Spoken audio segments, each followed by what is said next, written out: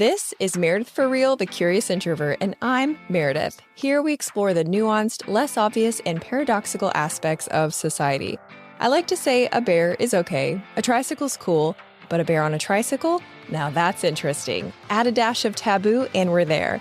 These are the conversations you thought you'd never get to have. Each episode is different, so bring your ADD and your earbuds and have a look around.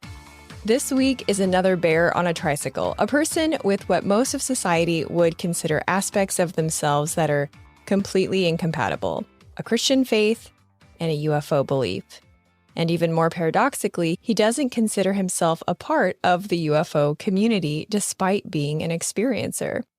In this conversation, he shares how both the faith community and UFO community rejected him, but top scientists at NASA and the CIA have accepted him.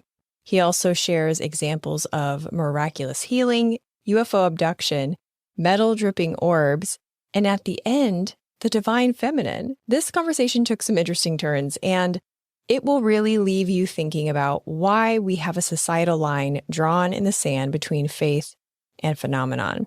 And if you end up liking this episode, you'll also like the one I did with Dr. Diana Walsh Pasulka about the intersection of technology, religion, and UFOs. And that's episode 148. And last, if you've enjoyed a couple episodes of this show, it would be so awesome if you could tap some of those stars on the Apple Podcast app. I know leaving a full review can feel like an essay assignment that you didn't ask for, so don't worry. Just leaving a star rating helps a ton. All right, friends, keep it curious. Regardless of your religious tradition, you've likely heard tales of angels bringing messages of hope, warnings of danger, comfort, and even healing. Outside of a religious context, you've also probably heard tales of UFOs, spirits, and aliens. But what if those two things are less disassociated than we previously thought? My next guest is considered the most credible experiencer in the world of phenomenon. Someone whose experiences have been studied by NASA, the CIA, academics, and the Defense Intelligence Agency. Additionally, he is set apart from many other experiencers in that he is a deeply religious man who continues to experience rejection and judgment from his spiritual community for sharing his message. But what others have labeled separate from God, he believes is connected. And today he's going to share his insight of faith and phenomenon as we ask the question, are aliens really angels? Family man, believer, experiencer, Chris Bledsoe. I'm so glad you're here. Well, I'm honored to be here as well. And thank you. Thank you so much. I know you're very picky about what kind of shows you interact with. So on behalf of me and all of my curiositors, we are so grateful that you could bring this important topic, this paradoxical topic to the show. Now, I want to ask you, before your first experience that you had in 2007, what was your take on UFOs, aliens, phenomenon, all of that? Well, I never really thought about it. I wasn't that big into it at all because initial experience happened in 2007. I was 45 years old then and married with 4 children and a home builder and building 100 homes a year. So raising kids and building houses and warrantying houses left no room in my thought process about such. I was in the church big time, a deacon in the Pentecostal Holiness Church, was raised in the Baptist church and married a Pentecostal girl. You married the preacher's daughter, not just any girl. I'm 40 years later, I'm still married to her and will never leave. That's been my life. So I wasn't into it at all. So what happened in 2007?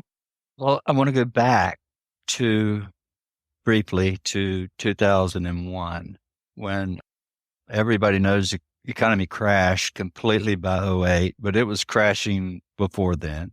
What happened was the World Trade Center disaster caught me off guard. Nobody knew that was going to happen, right? And I had 72 houses under construction, and we were selling a whole lot of homes. And so I've just had too much under construction. When that disaster happened, living in a military town, they just shut down people buying homes. Basically, they told them, don't buy, you don't know where you're going to be. And so I watched a slow motion train wreck happen.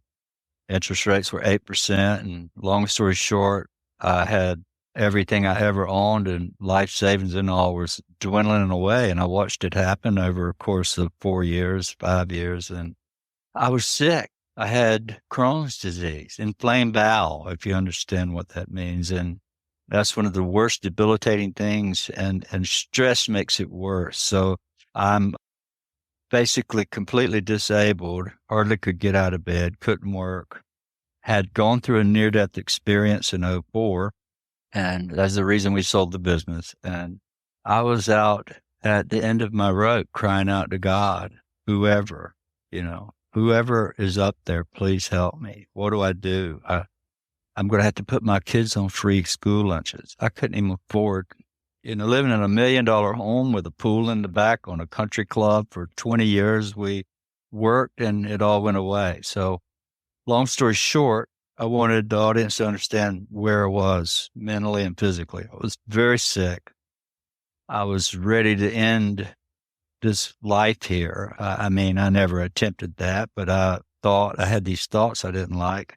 And so I was calling on what I was raised to believe in, which was God. And when I did, and in my book, you can read the details. UFO of God is the name of my book. I was out, had my son and 3 men that was working for us, fishing, and I walked away for what I thought was 20 minutes and came back 4 hours later. And these balls of fire, 50-foot balls of fire came out of the sky and took me away. And they brought me back. I had no more Crohn's disease. So that was when it all started. And it never quit. It never left. It's still here. It followed me home. And it's here in a greater way than anybody can imagine here today. So you believe that during that missing time that you were abducted, or do you think something else happened? No, I was gone. There was a manhunt. 4 people were looking for me. And if you understood where I was on a 2-rut dirt road in the middle of nowhere on the Cape Fear River. And there's only one way in and one way out and farmland and stuff. And so as I walked up that little dirt road and I got up to the field, I wasn't even at the highway. I was still in the back of a big field. And they took my truck. They went on foot and they looked until they exhausted all effort. And I came walking back 4 hours later thinking 20 minutes had passed. And it was a whole lot longer. And everybody there was frightened beyond measure. They all saw it. When I came back, here comes the orbs back. 3 40-foot balls of glowing white light landed 75 yards from us. And that's when pandemonium set in and we left up out of there down in a river bottom, muddy dirt road. And when we got up to the field, where we came in, still got to cross the field to 300 yards to the highway. But the same 3 balls of light, these big orange glowing, I call them setting suns, were still in the same place. There were 3 behind us on the river, and there's 3 in front of us. And the one that took me is now on the road between us and the highway. So we couldn't go forward. We couldn't go back. And you would have never heard, you couldn't imagine what was going on in our truck as we felt trapped there. And these grown men, they were crying. I wasn't afraid anymore was the weird thing. But it was quite something. It was incredible. Fear and terror that they all went through along with myself. After that happened, you shared your story, and that's when you got a lot of the backlash from your spiritual community. What was their reaction? Why was it so negative? Well, you got to realize the 16 years ago was a different story than it is today. Today, people are more in tune with, there's really probably something out there, at least the average person is now beginning to believe that. But the church community, for whatever reason, and it's all, it's crazy, for whatever reason, they teach people that if there's a light in the sky, it's the devil. How crazy is that? Christians tend to give the devil too much power and think everything that they don't understand is the devil, right? So I come home talking about a healing. I was healed from Crohn's. I had no more Crohn's disease from the very next morning. And 17 years later, and I was on heavy medication for 17 and a half years, unable to work, unable to function. I'd get out of bed and get up, and I was in the restroom. I'd try to drive to work. I'd get a mile down the street. I'm back at home in the restroom and bedridden for 2 years there at the worst point, and it all went away. So I came home telling I was praying, and these lights came out of the sky and took the Crohn's away. Oh, you're playing with the devil. And so immediately the whole community, the church community on all sides, my mother still 3 days a week goes to church. She's in the Baptist church. My wife and her family, they go to the Pentecostal church. And they're a whole lot more strict, right? Pentecostals are very strict, like Church of God. Yeah. And there's no telling them anything at all. So they ostracized me, and it got to where they were getting in between me and my wife and my children, telling my children, my little girl was 10 years old, 3 boys, 13, 15, and 16, 17, and they're telling them that your dad's playing with the devil. They came to my home with holy water, sprinkling, and not just one church, but several. And so it turned into what I thought was the greatest thing in the world. I admit something from heaven. I was praying. I was crying. I was a broken man at the bottom of my life, ready to give up, crying out to God. And the devil came. You know, why am I even praying? If prayer brings the devil, why am I doing that, right? Why does anybody, right? So I never wavered. I took the beating. When it got so bad that my children were crying, coming home from school, crying every day, it infuriated me. And it's been a hard battle. It's been a very long battle. But the minute I reported it, in 2007, it was in October, I didn't for 10 months, under threat I'd lose my family. I thought I'd have a divorce. And I was being threatened. And so I stayed as quiet as I could for 10 months. And after 10 months, I couldn't stand it anymore. I had to report it. And I did. And that was where all of it got worse, because this organization called MUFON, which is a mutual UFO reporting network, I reached out to them to have somebody to talk to what happened to me. And they were like, let's make a Discovery Channel show. We'll vindicate you with your community. They convinced me of that within 2 weeks after coming to my home to investigate. That was the worst thing, because it suddenly, they made me out to look like a liar. It turned my children into a laughing stock. When they'd go to school, they'd come home crying because the teachers called them out in front of the class. Tell your story. All the kids would laugh at them in the hallways of the school. And it brought our family, because my children were seeing it with me at home. My wife too. There was no getting away from it. Anybody that comes here sees it. Most everybody. I was up in Chapel Hill Saturday night, and 60 or 70 people were there and witnessed it with me. And I mean 40 and 50 feet away. So it got the attention of the government, NASA, and they never left. They're still here. All these organizations, the DOD, the DIA, one of the senior leaders of the DIA, SES 19, is a lady. She's one of the highest ranking people there. Brought her family and her children, her husband, and her mama come all the way from, I think it was France, to meet us, and came here. And all of them were blown away. They couldn't believe it, what they were seeing. How did that involvement of government agencies bring validation for you and your family, and how the community viewed you? Well, I have to give credit to the government or to certain individuals there.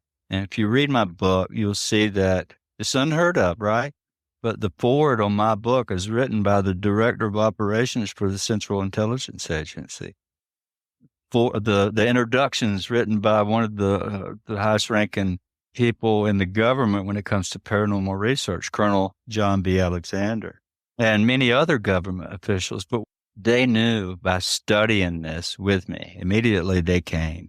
Several guys from NASA got involved with me, and what they did was amazing. They felt sorry for my children. They felt sorry for all of us. And my good friend, Dr. Hal Povenmire from NASA, walked to my mother and dad's house next door when I didn't know it, flipped his badges out and said, "You've got to listen to your son. He is telling you the truth. I'm from NASA. See here." They vindicated me with the community, with my close-knit family. Of course, not the neighbor 5 miles down the road, but everybody in my circle, basically, they got them off of my back, you might say.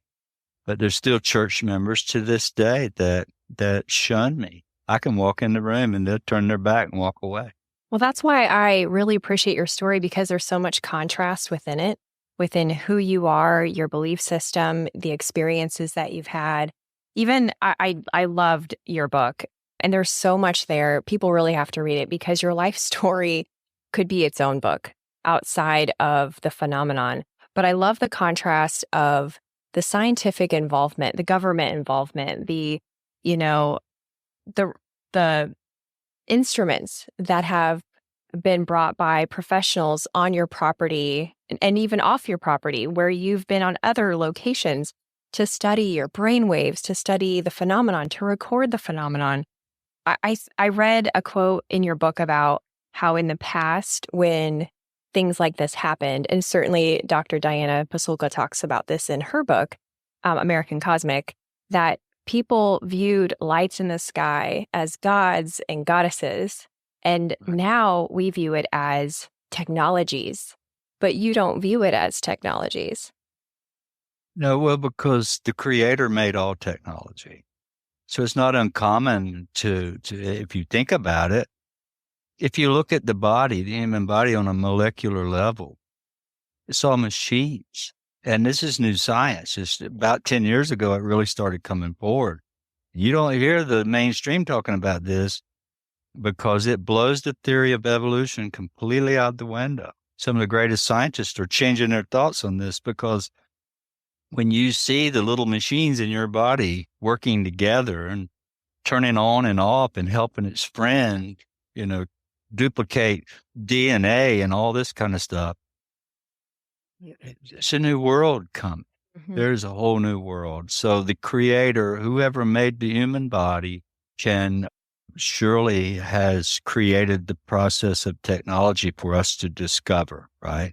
And so, that doesn't bother me. It took me a long time to realize that, because it messed with my faith for a while. Yeah. How did this technology compare to, what I was taught growing up? And it's come full circle completely. So, well, what keeps other people in the faith community from also adjusting their perspective on their beliefs? What keeps them so rigid that anything unknown, anything not labeled with the correct jargon is demonic? Because they've been lied to. It's been washed away for 2,000 years. Our church, I think, has decided they want to keep control over what we believe. It's a common thing to see in the news. They want to control our belief system. They want to control the way we think and the way we worship and so on. So, yeah, why not scare people into something they don't want you involved in? But if you were on my property or I was at your house and I stood out beside you and said a prayer and asked the Holy Spirit to reveal her presence to us, and suddenly these balls of light comes out of the sky, you would understand real quick, really quick. It would change your whole life completely. And I've done that. I've helped facilitate that with hundreds and hundreds of people. And so the proof is in the evidence. I have more evidence, data, recorded data than probably anybody anywhere. You really do have a ton. I watched your episode of Beyond Skinwalker Ranch on the History Channel, And I Right. was blown away by, first of all, that it was like the orbs showed up on cue. And I know that's not new for you, but, I was impressed. I was like, are the orbs paid actors? This is crazy. And then what really additionally impressed me was the EEG results, the neurotechnology that it was like a doctor, a researcher, and like a neuroscientist or something, and they studied your brain waves while you were observing, communicating with the orbs. And they said that it was right in line with people who meditate for years, like Buddhist monks, that the level of activity in your brain, I don't know all the technicalities of it, but I thought Yeah. that, wow, that's so interesting because you don't even claim to be a meditator. No, I don't really do that. I guess I do in my own way, but I've never done any protocol or been to any classes about it. But what it is, I really believe when they took me for 4 hours in 2007, they did something to it. What they did, they're trying to still figure out. The government is, and scientists are. And everybody's going to see a lot more of that this season. There's more to come, more television on that, on studying my brain. And now my daughter, she's going to be a part this year. They want to go into my family and see if my kids had the same thing because they're able to see the phenomenon just like I am. I'm glad you brought Right. up your daughter because I had a question about that. In the book, you record an incident where I think your daughter was on the porch and she saw the orbs and then called to you or called to a group of you, maybe your son also, and y'all were all out on the porch together. And you said in the book, Emily is here first, so she needs to stay with the orb while we go get your wife or something like that. So I wanted to know, are there rules with the orbs? Is there certain patterns of interaction? Well, what I can tell you definitely, this comes from nearly 17 years, January will be 17 years of intense study with some of the brightest minds in the world. I can tell you that the phenomenon will attach itself to certain people and will allow you to see it and nobody else. It's the most elusive thing in the world. And for whatever reason, it'll pick certain people. Well, it did my children. Is it genetic? We don't know. But I knew from the very beginning when my daughter was just 10 years old, when I came home telling this story, my wife was frightened tremendously from her belief, right? And that's okay. That's just part of life. And I understood that.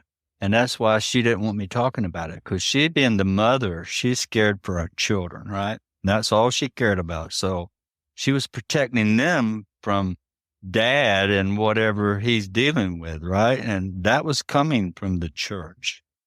That's when the first problems for me and the division started. And so, but I knew right away because she would not tell her mom, but she was telling me that she was seeing figures in her room, shadowy, tall figures, some little short and some big and tall.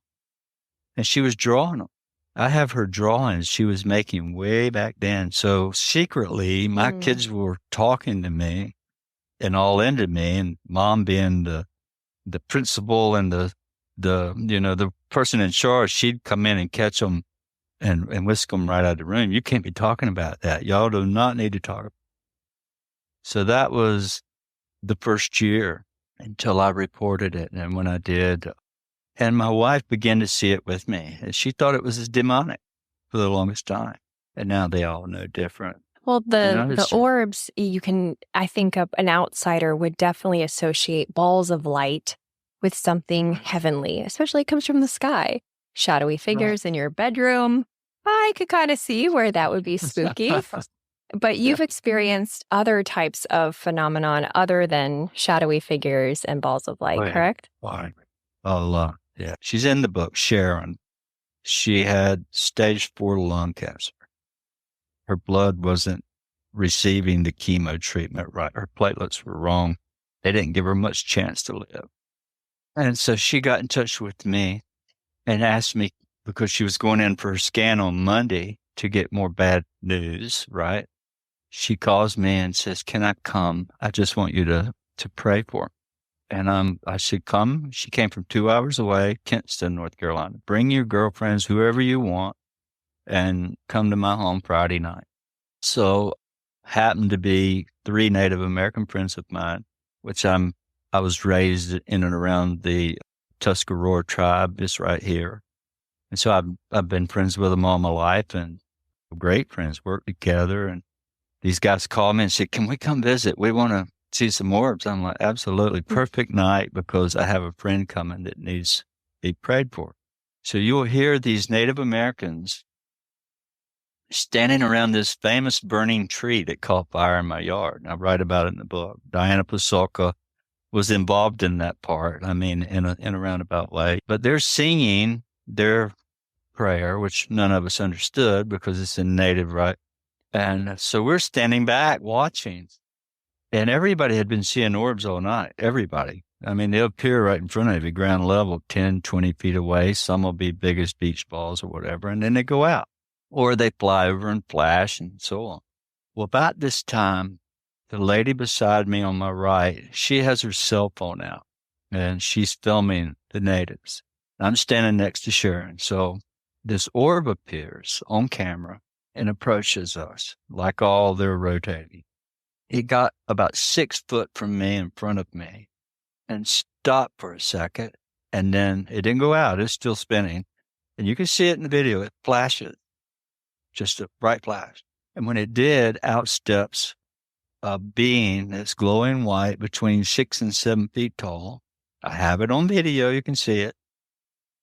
And it just kind of dims back out. But now you can see the orb inside this tall, translucent figure. So the flash brought it out of the orb energetically into our space. And then it becomes translucent. It moves to my left, right, and straight in front of Sharon.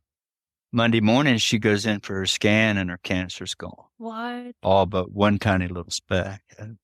Wow. Yeah. So So this is what's happening. So healings, orbs, shadowy figures, and angelic type figures, all Exactly. this, and you don't really consider yourself a part of the UFO community. I think people would find that surprising. No, and there's a reason for that, because when NASA came early on, they came in 2008. The first scientist that came to my house was NASA. And what they did was they told me right straight. In fact, Tim Taylor, which Diana writes about, I introduced Diana to Tim Taylor. Tim was investigating me. And it was he and even Dr. Pavenmeyer and others that said, "Look, this is what they told me." Tim told me this. Tim Taylor told me. He said, "Chris, 95%. We know this. That's why you never see us in and around UFO events. 95% of everything you see or hear is fake. 95%. He said, "There's 5% of it that's real. And if it hits YouTube, it disappears somehow. The real videos that are out there kind of disappear." He said, "So I would suggest, if you want to be let in on some things and understand what's happening with you, we'd like to study with you, but we want you to stay away from any UFO world, because we've seen it so many times where, people see a light and all of a sudden they're influenced by this one or that one, and they take on each other's experiences, and they create all this imagination in their mind of what they know what it is. They've never seen a thing other than a light, but they suddenly know it's a Octurian or a Pleiadian or a Galactic Federation." These NASA scientists laugh at that. And so early on, I was asked to not be involved, and we want your experience, yours. Don't listen to nobody else, and we'll work with you. And that's what I've done for the last 16 and a half years. I stayed away, and I do go once in a while when asked to, but I'm by myself most of the time. Yeah. I don't get involved. Tim Taylor, in your book, you talk about how he gave a presentation to your family on a laptop, which in my mind's eye, I just thought that was the sweetest moment because it was, if I remember the timeline correctly, it was when you were really struggling with, disclosing your story and your community. And in the book, what he shared was described as extensive and detailed, leaving very little lingering uncertainty. So I wanted to ask you, now that the David Grush disclosure has come out, was there any overlap in what David Grush has been saying and what Tim Taylor shared with you all those years ago? Honestly, I didn't listen to him, even though I'm very good friends with his superiors that work with him. They study me, and I've been to their homes. I've made it my life to stay away from anything outside of my world. And if what he's saying is true, then show us the evidence. Talk is talk. I'm putting forth the evidence. I have it. We're hearing stuff 40 years, 50, 70 years ago, and that's been the whole UFO community.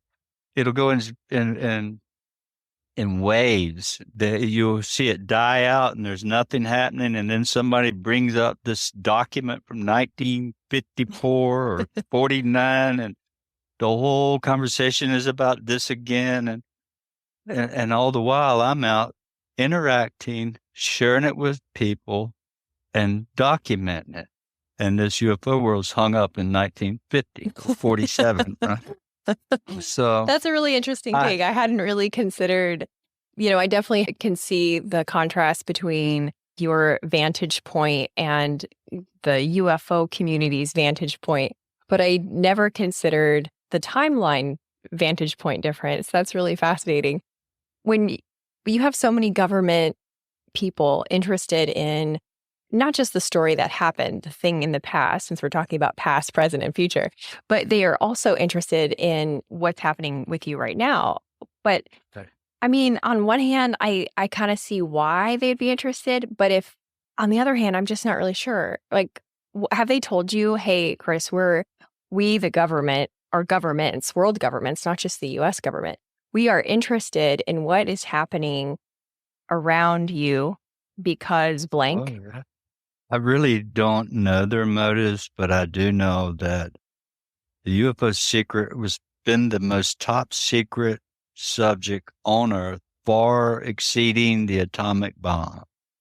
I'm telling you this, and I heard that straight from the highest authorities. It's always been the most top secret thing out. And they're starting to turn loose some of the secret, but they don't know. It's conscience-based. They do know that. The government has come to that conclusion. They know it's conscience-based and that it's in total control, that it can manipulate what we see. For example, for the UFO world, go back into the 1700s and 1600s, everybody was seeing sailing ships, a white glowing Mayflower in the air with the sails and all, and an anchor on one incident come out and snagged a chimney in England and tore the top of the chimney off. It was a physical Mayflower. Then along about 1947, Kenneth Arnold reports seeing these little chevrons, right? He drew them out. They looked like a bat wing. There were a half a dozen of them, and they were just kind of flitting around and flashing, right? And he could see it. But he just said the way they moved was like a saucer if you skipped it on the pond. Well, suddenly the news says flying saucers, right? And what happens? The next 40 years, everybody's reporting flying saucers. That went away. Where'd that go? Then comes the triangles. So through the 80s and 90s, early 90s, everybody's seeing triangles, the Belgium wave and all this, and just triangles. And then suddenly that goes away because Chris comes along and says, I saw these balls of fire. I wouldn't call them flying saucers. I wouldn't call them UFOs, which I did some, but basically I coined the term orb. I use that term. And now everybody sees orbs, you see? So the phenomenon's in control of what they're controlling I think they can wirelessly change your DNA and upgrade us and can make us smarter. They give us a little bit of technology, like this metal material. We get it in it by accident. They give it to us. And what I can tell you is I've been studied with that stuff a lot, and I'm about to be again soon. And When you say stuff, you're talking about the metal materials? Yeah, metal material. Can you tell me more about that? Because I remember reading about that, especially something with Luis Elizondo. But for our listeners, they aren't up to speed. Well, Luis Elizondo is a friend of mine, and he has metamaterial that it was me that got it for him. I got this metal for Tom DeLong and Lou Elizondo. They probably got a few pieces on their own, but what they got of mine, I had some. And it's metal. It looks like if you took solder and you were melting solder and it drips. That's what it looks like. It comes off these orbs, dripping metal. Oh, the metal comes from the orbs. Yeah. It's like a byproduct of them. Right. And drips on concrete. Well, I had a whole bunch of it, 3 or 4 pieces, and they all got it. I don't have any more. I wish I did, because I was told if I had another piece, it'd be worth $1 billion. But I got a nice little letter saying, sorry, the U.S. government, the military took this stuff and classified it, and there's no getting it back. Just chalk it up for research. And I'm like, okay. But that metal has fundamentally changed parts of our medical industry. Without going too deep into that, they use it, a lot of it. Tim Taylor does. He has 50 patents or more. And most all of them are medical patents. And it derives from this material, the magic properties of it. So you think part of the phenomenon's relationship with us is imparting tiny pieces of technology for us to figure out and kind of run with? Yeah, that's exactly what they're doing. It's not a mistake. And this is coming from the top. You know, people talk about crashed machines. We got these crashed machines. Well, show us the crashed machines. If you got them, you know, nobody's going to believe them until they show it. Then it needs to be a lot of study involved, you know, not saying that they would fake something, but I can tell you that Taylor told me, he said, Chris, one of the pieces of metals we were studying had the isotopes rate of decay at 50 million light years away, meaning that metal came from 50 million light years to Earth. Wow. And he said, you think that they crash? They come that far? They don't crash. He said it was a gift. Hey, Curiositors, just a quick pause to show gratitude to our sponsors and give you some special deals. From time to time, I recommend other podcasts you might like. And here's one I know that you're going to love. It's the Jordan Harbinger Show. I love it because it's smart without being too highbrow and 1,000% ADD friendly. I know, you love it already. I'm a genuine true fan. When I have time to listen to podcasts just for pleasure, not, guest research, the Jordan Harbinger Show is my automatic choice. It's like when you're hungry and someone asks you what you want, and then before you even have a minute to think about it, you find yourself at Chick-fil-A because, obviously, Jordan's the Chick-fil-A of podcasts.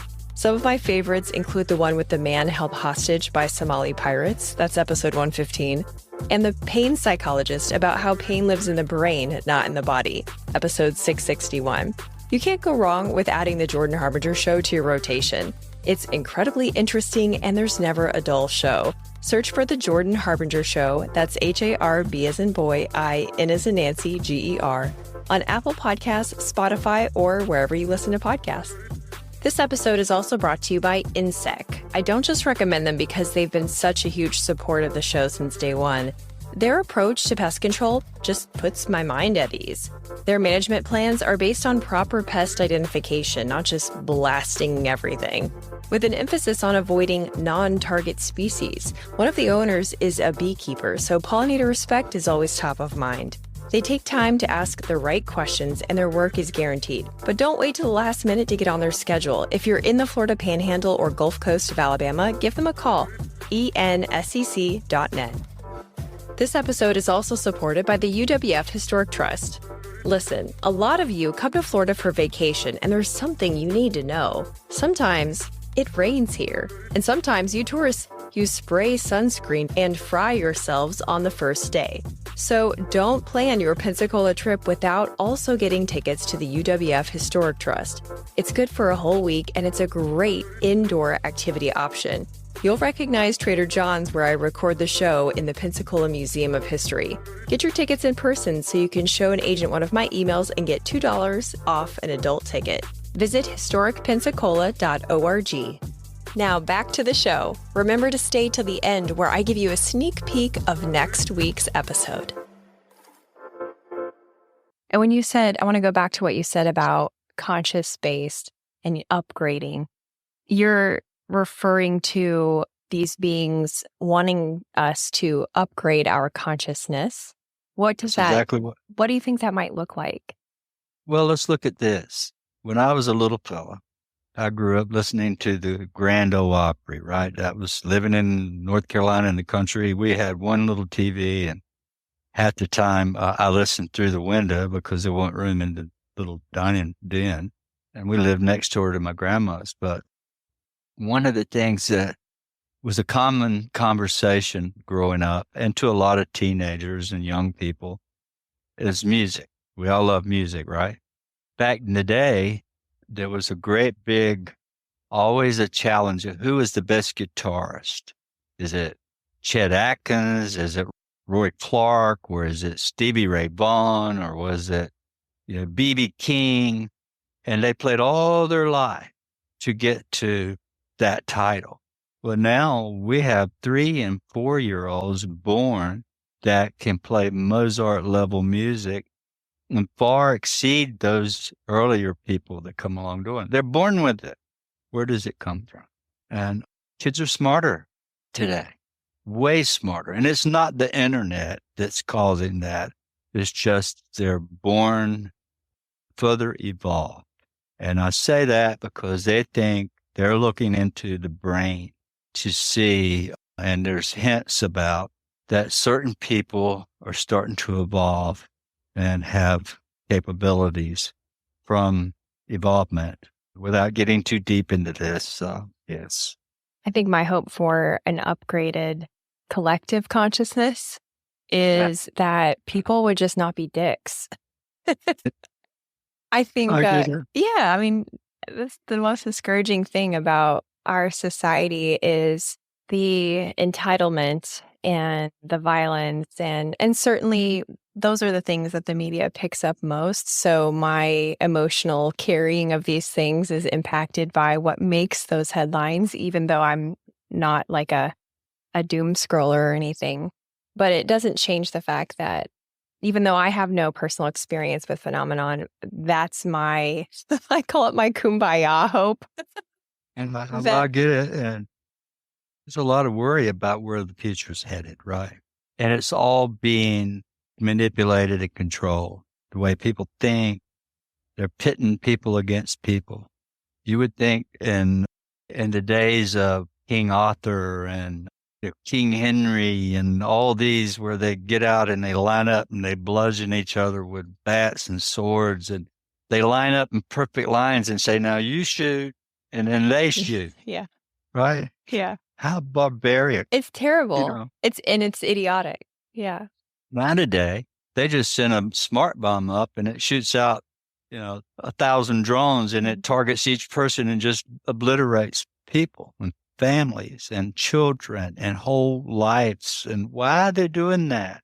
Who are these evil people doing this? And if I have to say so, there's a reason these orbs are coming. There's a reason for it. And I think everybody's going to be surprised. Remember World War II? When the Foo Fighters were circling around the American fighters, they would escort them into the battle zones and come out. They kind of were bystanding and watching. But now things have changed. And so I think they're going to take a different approach this time. Well, that's the perfect segue for one of my last questions. It's about the second time that you had an encounter with the entity you call the Lady. So you guys got to read Chris's book, but for those listening right now, it was kind of an angelic figure that left just an incredible impact on you. And the second time that you met her, she spoke what you called a parable, and I'll read it. When the red star of Regulus aligns just before dawn in the gaze of the Sphinx, a new knowledge shall come into the world. Now, in your book, you said you came to later understand that around Easter of 2026, there will be an end of an old way and the beginning of a new way. So my questions are, how did you come to understand that? And any idea on what that means since the time that you wrote that book? Well, when she came, she told me that, and I didn't understand it at all. I had no clue. It was burned into my memory, my thoughts. And she told me, she said, I'm going to help you. I'm going to help you share this to the world. I'm going to allow you to film us and share our presence with the people and with camera and with witness. But when she told me that, I went to a literary publicist that did those books, a literary agent, maybe is the right word, Lisa Hagen. And she called me right after I told her this, because I was working on a manuscript with her, and she said, oh, my Lord, I have a lot of clients in the astrology world, so let me run this by them. And that's when it came back, the dates for Easter of that year. So I had no clue when that would happen or if it was even real, if there was an alignment. And we found out that it is really going to happen. The star in Regulus is in the constellation, I think, of Leo, and it's going to appear before the sun comes up, right in the line of the gaze of the Sphinx. And that's when she said, after that, there'll be a new knowledge. The world will shift. Now, does that mean the end of the world? Does that mean something bad? I suppose it could. But the vibe I got from her was it's going to be the end of an old dark way, a manly control, a paternal rule. This whole earth is ruled by men. And look what they're doing. So you're saying this is like the pinnacle of the end of the patriarchy, and feminists everywhere will rejoice? That's what she told me. She said that the feminine, the divine feminine, she said there's a shift in the powers in heaven.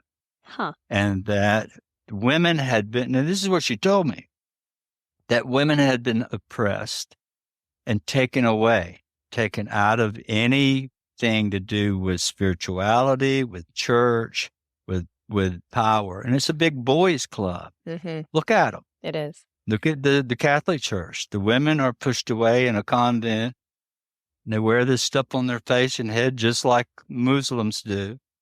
They have no power. It's a boys club. Same way there, same way most all the religions.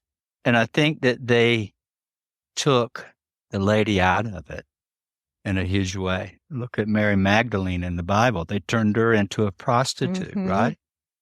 And we know this because Peter, he couldn't bear her having a closer relationship with Jesus, right? Right. So they pushed the women out. They made them wear this stuff over their face, put them in shame. And we're just now, the women are rising up, climbing out of this hole, and peace is going to come. The feminine, divine feminine is coming back. And that's what she told me. And I'm just relaying the message. Yeah. And to this day, when I call on her, that's when the orbs come. Oh, interesting. I really like that message of hope.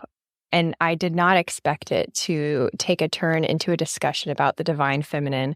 But yet again, Chris, that's what I love about spending time with you is I just never know which direction it's going to go. And you have a way of relaying this information that is so genuine and authentic and, dare I say, tethered, because when you talk about, in general, the ideas that we're discussing here, there's a tendency to cartoonify them like they're a far out thing, sci-fi movies. But when we think about them, not just as impacting our current governments, our current policies, not just having them in the mainstream, but in the next level of how you're communicating about them, that they impact our personal responsibility to things like how we treat one another and how we love each other. I mean, that's really something special.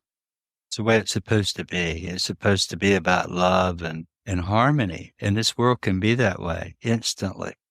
But we got to get rid of this old male-dominated, warlike energy that is destroying everything in this world. All that's going to go away. All this darkness and this negative stuff organically is going to be exposed and pushed out. It's in the Bible. Read it. Revelation's the last book. We win. They don't. And so that's my excitement. I don't see the world as coming to an end. I see the world as a new beginning because I'm talking to them and I'm listening. We proved it on national television, right, that my brain is communicating with the orbs, and we filmed the orbs. We had scientists, 4 scientists there. And they were blown away. They were absolutely, their reaction, it's incredible. And your Instagram account and your son's Instagram account, that y'all are just so freely sharing this. It's like a big invitation to kind of explore the topic and explore the possibilities. And yeah, like I said, it's just really something special. As we close, is there anything else that you want people to know, your hope for others and for the future? Well, what I would say is, of course, I want you to read my book. You can go to ufoofgod.com. And if you go there, you can see testimonials by government officials, high level, and you can find my Instagram account there and my social media, my Facebook. But on Instagram, you can see a couple hundred videos. I've got thousands, right? Just take a look, read the book, and use an open mind. Go to the History Channel, and you'll see that I have documented proof. You can't unsee it, right? And the way it came, people are writing me right now. I got up this morning. You changed my life. It was the most wonderful thing I ever saw. Thank you. I love you. I get this every day. So everybody be excited about a new knowledge that's coming. Get rid of the negativity. Don't listen to it. Turn it off. Don't listen. Find your happiness. Find God. Find this connection to the heaven. And I think you read the last words of my book. Seek and you'll find. Knock and the door will be open. Go out and look up and say, I'm here. And open your heart and see. You might just see something that changes your life. Well, thank you again. I really enjoyed your book. I read it cover to cover. And again, I'm so grateful that you chose to spend time with us. Thank you. Hey, I appreciate you. And anytime you want me to come back, I'm available. Thank you. Thanks for listening. If you liked this episode, you'll also like the one I did with Dr. Diana Walsh Pasulka about the intersection of technology, religion, and UFOs. That's episode 148. Stay tuned next week when I speak with a PhD researcher about why evolutionary mismatch may be the reason that you're tired and sick all the time.